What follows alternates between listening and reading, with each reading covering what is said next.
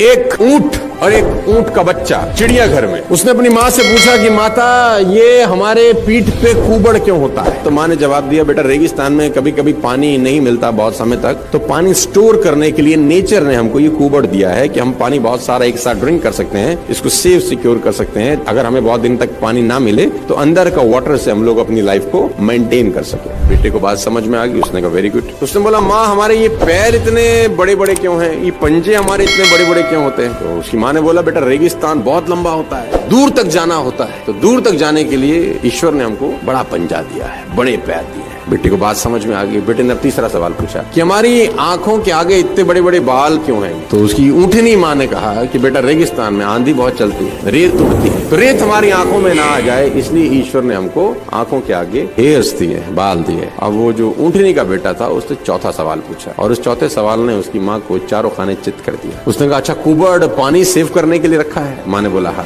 पैर इसलिए कि रेगिस्तान में दूर तक जा सके? माँ ने बोला हाँ। आंखों के ऊपर बाल इसलिए कि आंखों में धूल ना आए, रेत ना आए? माँ ने बोला हाँ। तो फिर इस वक्त हम चिड़ियाघर में क्या कर रहे हैं? आपके पास कितनी भी क्वालिटीज क्यों ना हो, अगर आप राइट जगह पर नहीं हैं तो आप लकी नहीं हैं।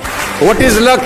सही जगह पर, सही समय पर और सही लोगों के बीच में बैठने को बोलते हैं लक।